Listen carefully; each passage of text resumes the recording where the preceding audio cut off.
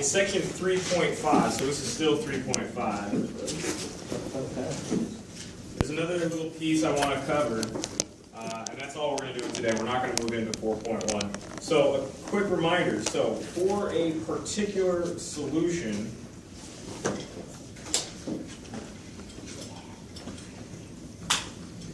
using the method that we talked about, method of undetermined coefficients, well, we first start off by finding the complementary solutions to know that if our guess of a particular solution is a linear combination of y sub c. And then we choose y sub p to consist of f of x and its derivatives until they either disappear or repeat, like sine and cosine. If my forcing function is something sine of something, its derivative is cosine, and then it repeats to sine and cosine. So I only need to include as many terms of its derivative, so distinct derivative terms. If it's a polynomial like x squared, if f of x is just x squared, well, eventually the derivative just hits 0, so it terminates. So I include all the terms of its derivative. So ax squared, bx, c, put that in the particular, our guess for the particular solution. And then we differentiate y sub p, put it into the differential equation, and solve for the coefficients. A, B, C, however many there are. Okay? And then once we do that, we can write the general solution, y of x, is complementary solution plus, oops, that's a y. Hey, found liquid paper. Yeah. So if I doctor that up, that goes like a y sub c. There we go. Like a surgeon. All right, plus y sub p particular solution, right? All right, so consider this example.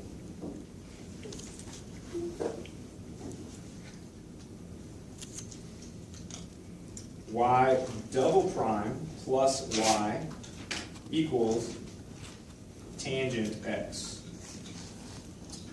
Okay, so that's our f of x on the right side, the non-homogeneous, forcing function. That's our f of x. Now, if we differentiate this, so with f of x being tangent, I'm going to drop the parentheses just for the sake of time. F prime of x is what?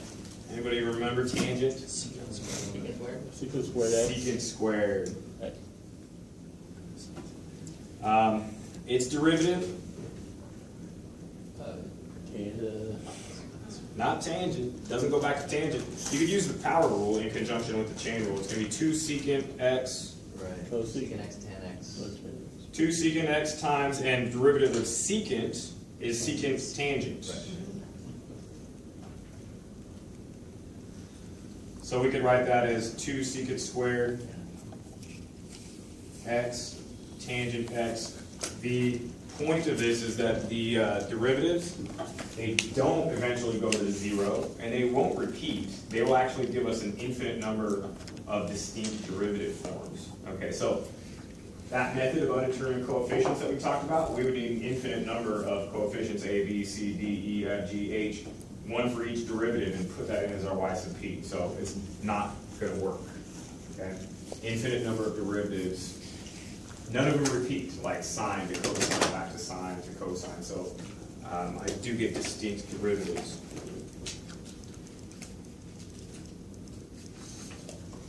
Never terminates. Kind of like an irrational number. Never terminates, never repeats.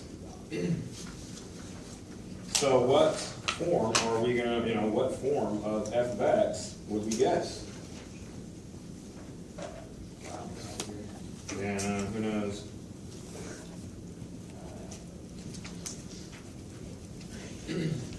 All right. So this brings us to the topic of variation of parameters.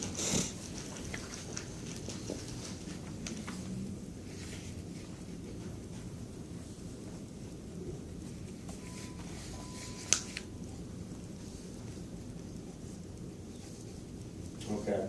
So, and I'm going to work with just the second order equation. Okay. The results can generalize to any third, fourth, nth order linear equation. So y double prime plus, remember this, p of x, y prime plus q of x, y equals f of x. So we're going to work specifically with this, but to see where the formula comes from or where the result comes from. But they can be generalized. So what we do is we begin with the complementary function. Now, for this part, I would suggest you could put your pencils down for this. Okay, it's going to get ugly. We are going to come to an end result. The end result's in the book as well. It's slightly different. Okay. And this is one of those this is going to be one of those examples where we're not going to go through this process every particular equation you need to solve. You will just kind of go to the end form, all right, because it's just laborious. So we begin with complementary function.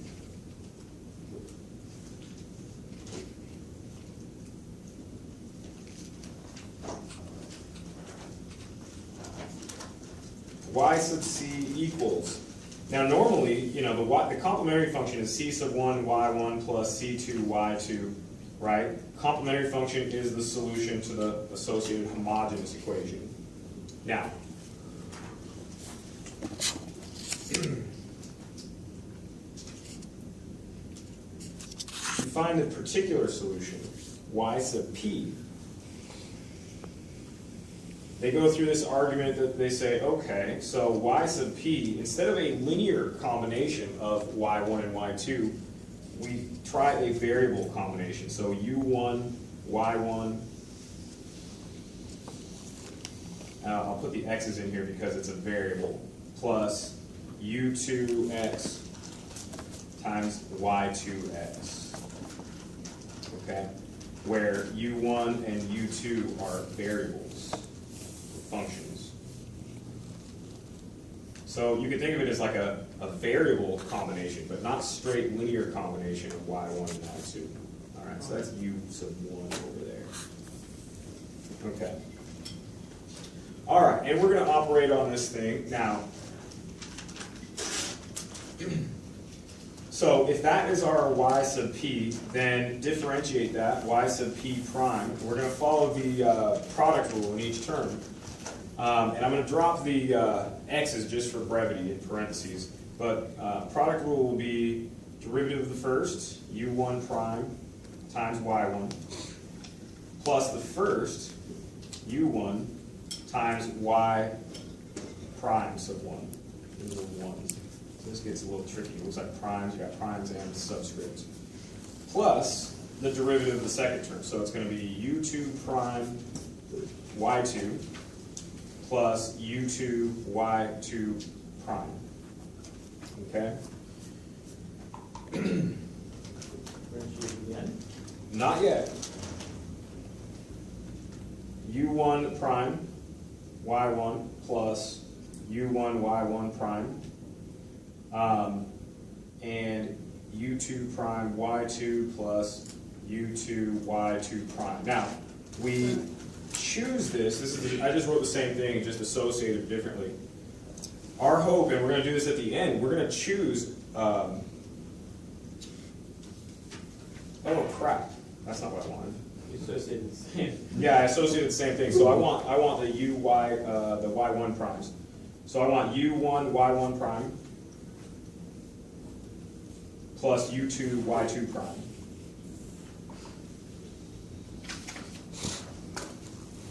Plus, and I want the other terms over here, u1 prime y1 plus u2 prime y2. Okay, good. So I reassociated terms.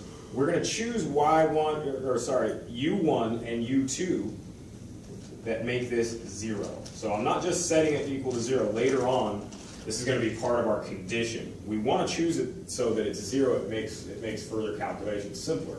Okay, so that's something that we're going to choose as a characteristic of u1 and u2. All right. So, we will be choosing our U1 and U2 so that, like I said, U1 prime Y1 plus U2 prime Y2 is 0. Okay? Then, it gets very tricky. I don't know who figured this out, but Bernoulli. probably. Probably not. One of the movies. All right, so then, if that's 0, then we just get y sub p prime is just this part. U1 y1 prime plus U2 y2 prime. All right, now we find the second derivative. Well, that sure makes everything easier if you do that. Why did you set the whole thing equal to 0? Well, you won't, this being equal to 0 might not make this equal to 0. You can't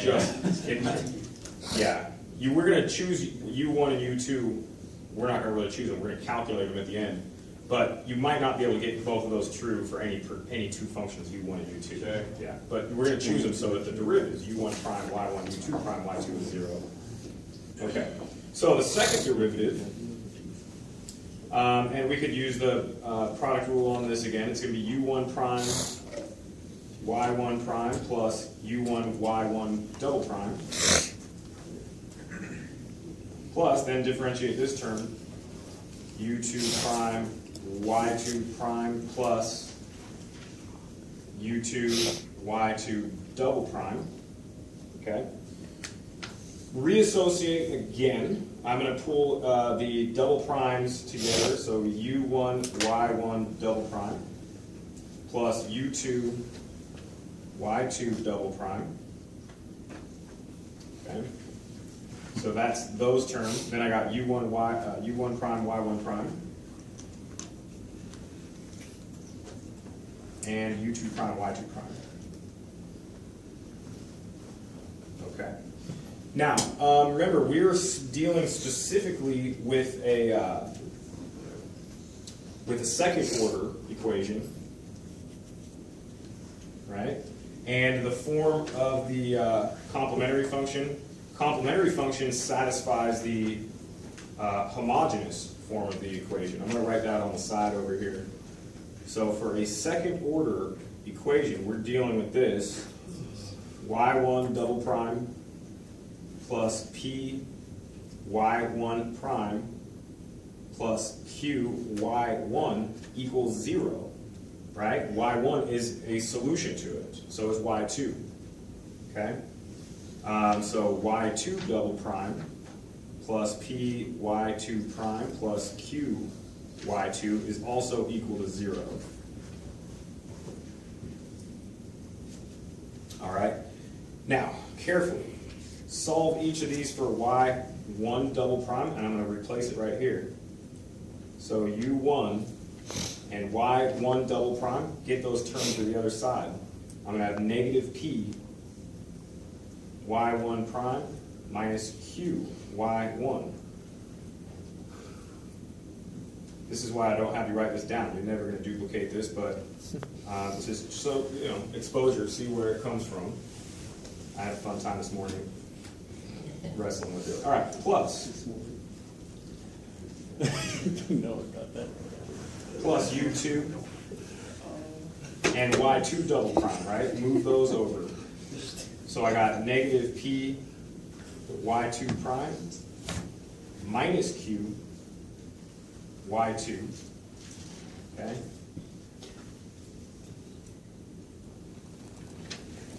Plus U1 prime Y1, Y1 prime, plus U2 prime Y2 prime. Okay. Now notice, one more step. I'm going to distribute. I'm going to move these terms over here. I got U1 prime Y1 prime plus U2 prime Y2 prime. Now, I'm going to factor this out. I'm going to have a couple p terms. They both have minus p in front of them.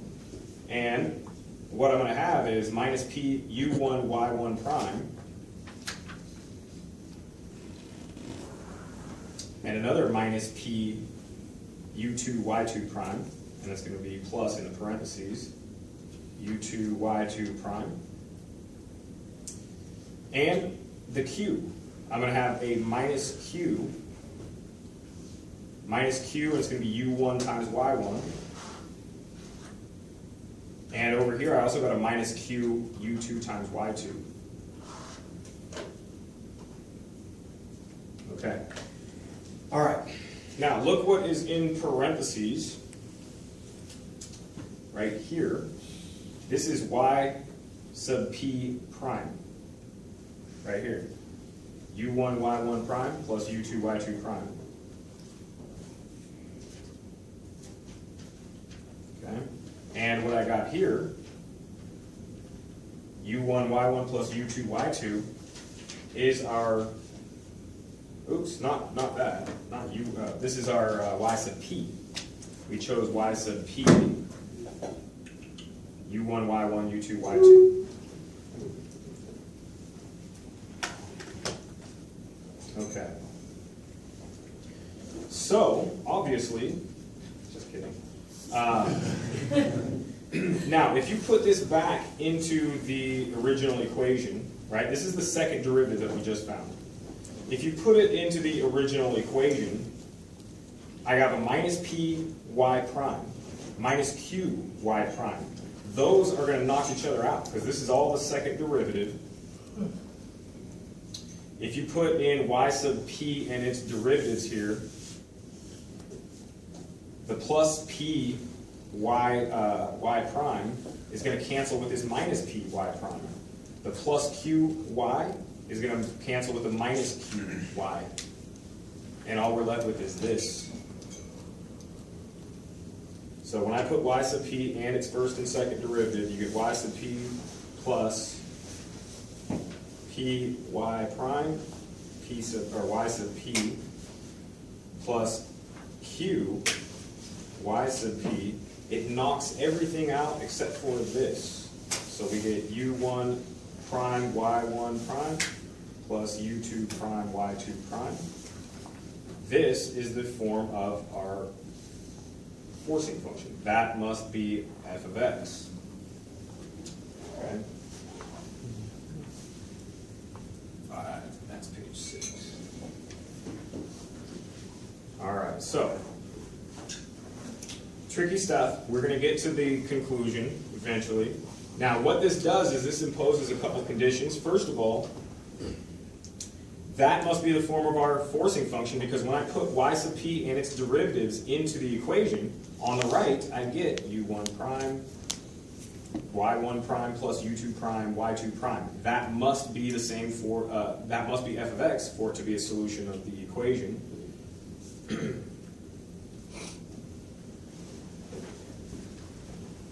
So u1 prime, y1 prime, plus u2 prime, y2 prime equals f of x.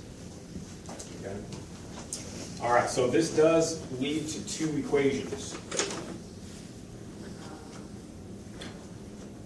Remember our first one, I just randomly set something to 0. u1 prime y1 plus u2 prime y2, we set that to 0. That's one of our conditions we want to happen. I'm just not randomly making it 0 or assuming it's 0. Okay? So this yields a system of two equations.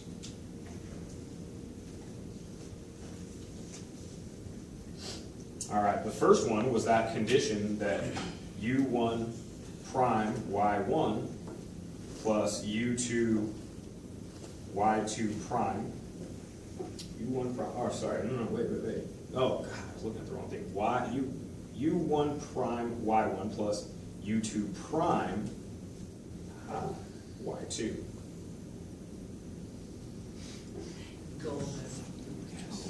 I was up there rummaging around during the break going, does anybody have this stuff anymore? And sure enough, we keep it. Get your erasable pen. All right. Well, yeah, I did use a pencil, and I got some requests to use a pen because you can see it better. It shows up better. It's not washed out. So I got this untenable position where I'm using a pen, To do math. but I can't, so I can't make mistakes, but I do. All right. So we get this condition that y1 prime, u1 prime y1 plus u2 prime y2 has to equal 0. We imposed that earlier. We want that to happen. And the last thing that, oh, right above me as well, u1 prime y1 plus u2 prime y2, oh, those are both primes, equals f of x. So it's a system of two equations in only two unknowns. Why are there only two unknowns in practice? We can't solve, I mean, if you had more than two equations and only, or more than two unknowns and only two equations, how would we solve it again? Yeah, right, right. But this is two equations, but there's only two unknowns. Because in practice, when we have an equation, we'll be able to find y1 and y2. Yeah. Those are just the complementary, from the complementary function solution to the homogeneous. Okay? So we'll know those. What we're looking for is u1 and u2. Those are the functions that we're looking for.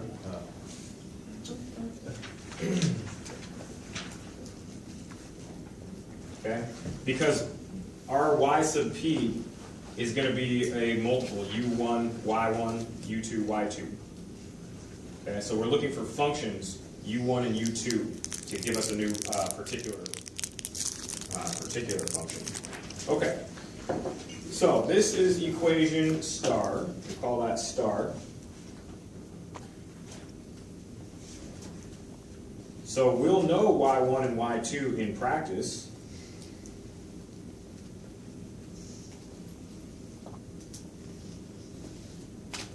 From the complementary function. We'll find those. So what we need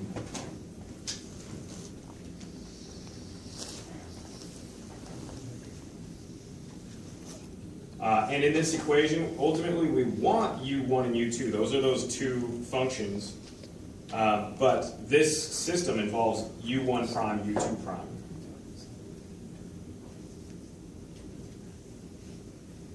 Okay? And from in linear algebra, you can set this up, drop the y1 and y2. This would be a matrix involving u1 prime, u2 prime. You have u1 prime, u1, u2 equals 0, and u1, u2 prime. Oh, actually, no, we've dropped those guys, dropped the u's. We would have a matrix involving y1, y2, y1 prime, y2 prime. You can set that up as a matrix equation. Okay, I'm not going to go that far in this. Okay, so this is the magic part from linear algebra. You can solve this system for any particular value of x. You have a matrix equation, 2 by 2, which is augmented with 0 and f of x. Solve for u1 prime, u2 prime. Okay, and then of course once you integrate, you can find u1 prime and u2 prime, and it's from linear algebra. So to find u1, you integrate what you get. So it's integral, turns out to be y sub 2 f of x, where f of x is our original function on the right, our forcing function, over our good old buddy w of x, Wronskian.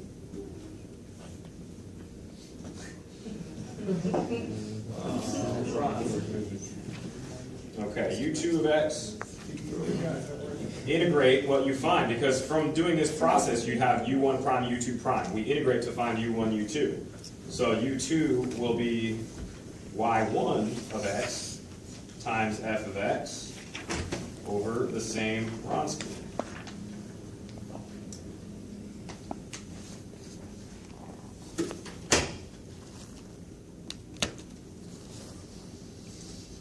So that's just the Wronskian of y1, y2. So lay out y1, 2, y1 prime, y2 prime, and determinant of that matrix. So that's the result. That's the result that we want. And turn over to page in the book, Theorem 1.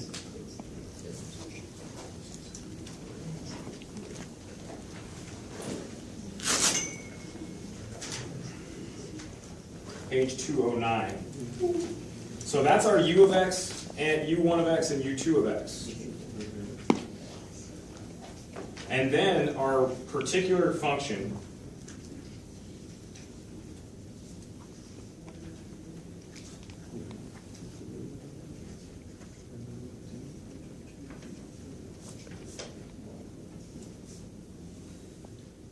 is u1 of x, y1 of x, plus u2x, y2x, and u1 of x involves that integral. So I'm going to pull the y1 out front, and this is the form that they have in Theorem 1.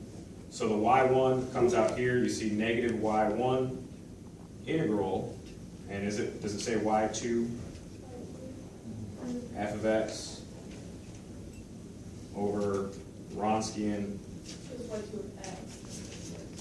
y2 of x, yeah, y1 of x, plus, and then u2 of x, y2x, so the y2x can come out front. I'll put it in there. Integral of, and u2 was right here, y1 of x